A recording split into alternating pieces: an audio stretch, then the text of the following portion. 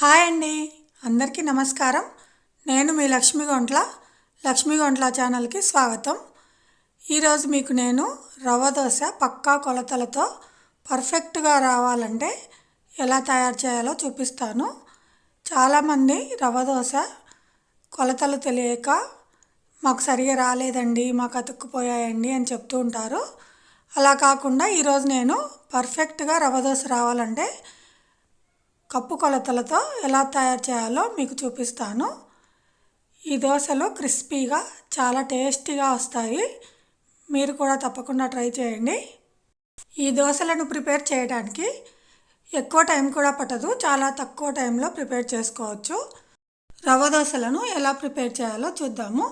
ముందుగా ఒక mixing bowl తీసుకొని 1 కప్పు గోధుమ పిండి తీసుకోవాలి. ఈ ప్లేస్లో మీరు మైదా పిండి అయినా తీసుకోవచ్చు.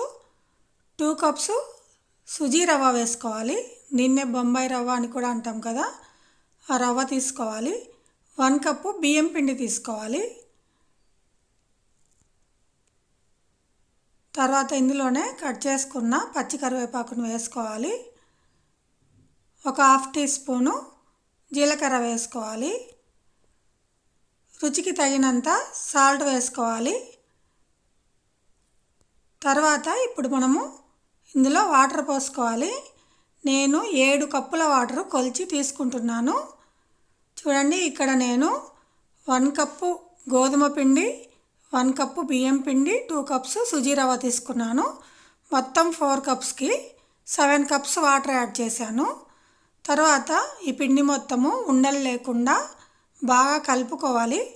చూడండి, నేను వీడియోలో చూపిస్తున్నాను కదా, ఈ విధంగా ఉండలు లేకుండా పిండి మొత్తం బాగా కలుపుకోవాలి.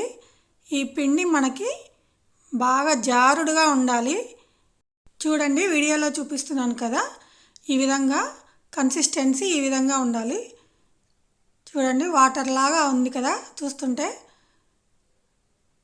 కన్సిస్టెన్సీ ఈ విధంగా ఉంటే సరిపోతుంది. దీనిపైన మూత ఉంచుకొని ఒక 15 to 20 మినిట్స్ నాననివ్వాలి. అంతలోపు మనము ఆనియన్స్ని సన్నగా కట్ చేసి పెట్టుకోవాలి. క్యారెట్ తురుము పట్టుకోవాలి. పచ్చిమిర్చిని ముక్కలుగా కట్ చేసుకోవాలి. కొత్తిమీరను కట్ చేసి పెట్టుకోవాలి. చూడండి, ఇప్పుడు 20 మినిట్స్ అయిపోయింది కదా, మూత తీసి మళ్ళీ ఒకసారి పిండి మొత్తము బాగా కలుపుకోవాలి.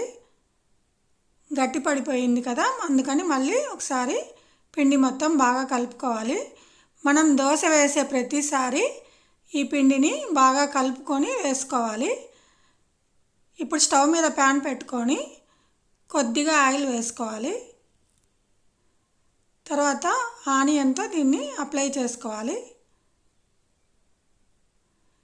ఆయిల్ మొత్తం అప్లై చేసుకున్న తర్వాత మనం ప్రిపేర్ చేసుకున్న దోశ పిండిని ఇలా దోశలాగా వేసుకోవాలి.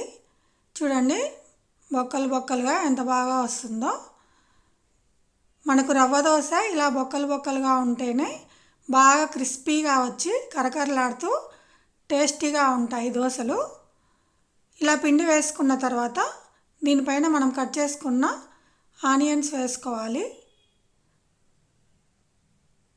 తర్వాత తురుము పట్టుకున్న క్యారెట్ను కూడా కొద్దిగా చల్లుకోవాలి. అలాగే పచ్చిమిర్చి ముక్కల్ని కూడా కొద్దిగా వేసుకోవాలి. కొద్దిగా కొత్తిమీరను వేసుకోవాలి.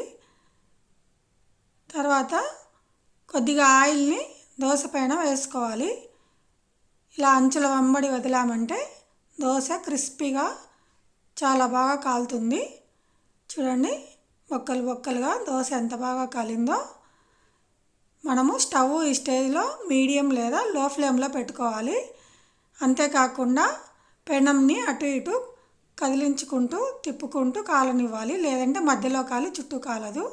ఇప్పుడు దోశ కాలింది కదా, దీన్ని మనము ప్లేట్లోకి సర్వ్ చేసుకుందాము. చూడండి, దోశ ఎంత క్రిస్పీగా వచ్చిందో.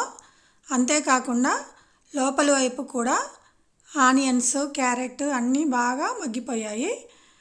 ఇప్పుడు మనము మిగతా పిండితో కూడా అలాగే దోశలు వేసుకోవాలి. ప్యాన్ మీద పిండితోటి దోశ వేసుకొని దానిపైన ఆనియన్స్ చల్లుకోవాలి. చూడండి, ఎలా బొక్కలు బొక్కలుగా వచ్చిందో. ఇలా బొక్కలు బొక్కలుగా వస్తేనే దోశ క్రిస్పీగా చాలా టేస్టీగా వస్తుంది. ఆనియన్స్ చల్లుకోవాలి. తర్వాత కొద్దిగా క్యారెట్ తురుము చల్లుకోవాలి.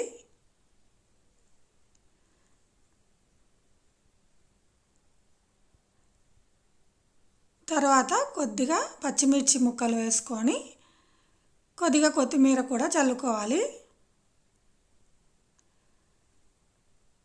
తర్వాత దీనిపైన ఆయిల్ వేసుకొని దోశను మీడియం లేదా సిమ్లో పెట్టి కాలనివ్వాలి.